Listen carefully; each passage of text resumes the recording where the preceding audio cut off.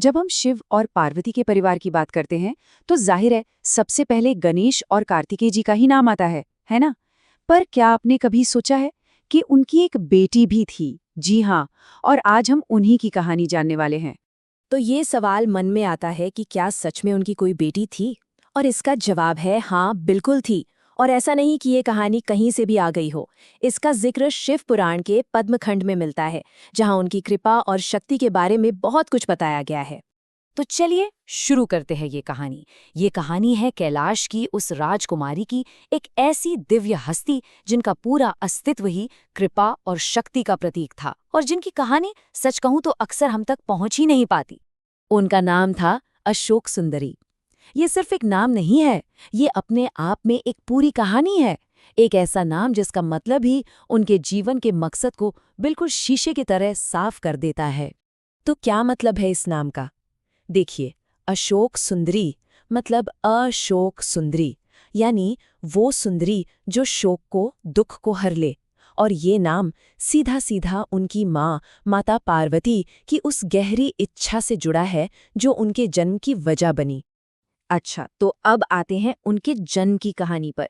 हुआ यूं कि कैलाश पर कार्तिकेय जी तो देवसेना का नेतृत्व करने के लिए दूर गए हुए थे, और भगवान शिव वो तो अक्सर गहरे ध्यान में ही रहते थे। अब ऐसे में माता पार्वती को अकेलापन महसूस होने लगा, और इसी अकेलेपन के बीच उनके मन से एक बहुत ही दिल से निकली हुई प्रार्थना उठी। उन्होंने एक बेटी की कामना की, एक ऐसी बेटी जो उनके इस सूनेपन को, उनके शोक को दूर कर सके, जो उनकी एक साथी बन सके। इस पर भगवान शिव का जो जवाब था वो बहुत गहरा था। उन्होंने पार्वती जी से कहा कि तुम्हारी इच्छा तो तुम्हारे मन में पहले ही पूरी हो चुकी है, अब बस उसे अपने विचारों की शक्ति से साकार करना है। सोचिए, ये दिव्य संकल्प की कितनी बड़ी शक्ति है। और बस फिर एक चमत्कार हुआ। माता पार्वती ने अपनी आंखें बंद की और उनकी दिव्य ऊर्जा से ही एक बहुत ही सुंदर कन्या का जन्म हुआ। कहते हैं वो चांदनी की तरह चमक रही थीं और हिमालय की तरह ही पवित्र थीं। उनके जन्म के साथ ही उनकी नियति भी तय हो गई। एक भविष्यवाणी हुई कि उनका विवाह बहादुर राजकुमार नहुष से होगा। वही नहुष जो आगे चलकर स्वर्ग के राजा बनने वाले थे। और बस इसी एक भविष्यवाणी ने उनके पूरे जीवन का रास्ता तय कर दिया। लेकिन हर कहानी में एक मोड़ आता है। कहते हैं ना, जहां दिव्य प्रकाश हो वहां अक्सर कोई साया भी पड़ ही जाता है। कहानी में ट्विस्ट तब आया जब राक्षस हुंड की नजर अशोक सुंदरी पर पड़ी और वो उनसे विवाह करने के लिए पागल हो गया। अब सीधे सीधे तो कुछ हो नहीं सकता था, तो हुंड ने धोखे का रास्ता अपनाया।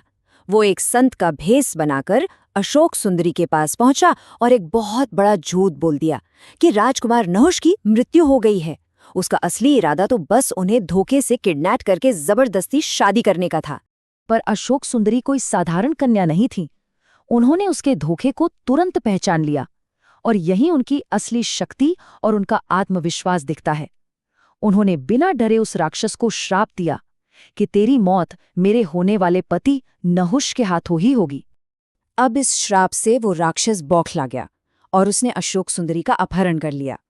लेकिन ये उनके साहस की एक और परीक्षा थी, और उनकी रक्षा के लिए उनकी दिव्य शक्ति ने तुरंत अपना काम करना शुरू कर दिया। जैसे ही हुंड ने उन्हें कोई नुकसान पहुंचाने की कोशिश की, अचानक एक सुरक्षात्मक शिव ऊर्जा प्रकट हुई और उसने राक्षस की पूरी सेना को नष्ट कर दिया। और इसी दिव्य मदद की वजह से अशोक सुंदरी को वहां से भाग निकलने का मौका मिल गया। तो अब कहानी एक बहुत ही रोमांचक मोड़ पर पहुंचती है। एक ऐसा मोड़ जहां दो अलग अलग रास्ते, दो अलग अलग जिंदगियां एक दूसरे से मिलने वाली थीं। ये वक्त था नियति के मिलन का। और यहाँ हम देखते हैं कि कैसे दो तकदीरें एक दूसरे की तरफ बढ़ रही थीं। एक तरफ अशोक सुंदरी उस राक्षस से बचकर अपनी नियति की ओर जा रही थीं, तो दूसरी तरफ युवा राजकुमार नहुष एक महान योद्धा बन रहे थे। किस्मत का पहिया उन्हें धीरे धीरे एक दूसरे के करीब ला रहा था। और फिर आखिरकार नियति ने अपना खेल पूरा कर ही दिया। राजकुमार नहुष ने राक्षस हुंड को एक युद्ध में हरा दिया, और इसी के साथ अशोक सुंदरी का श्राप सच हो गया।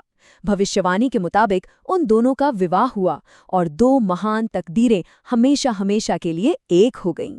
लेकिन ये कहानी सिर्फ एक राक्षस को हराने और एक शादी की नहीं है। नहीं, इसके पीछे जो गहरे मतलब छिपे हैं, इसकी जो सीख है, उसे समझना भी बहुत जरूरी है।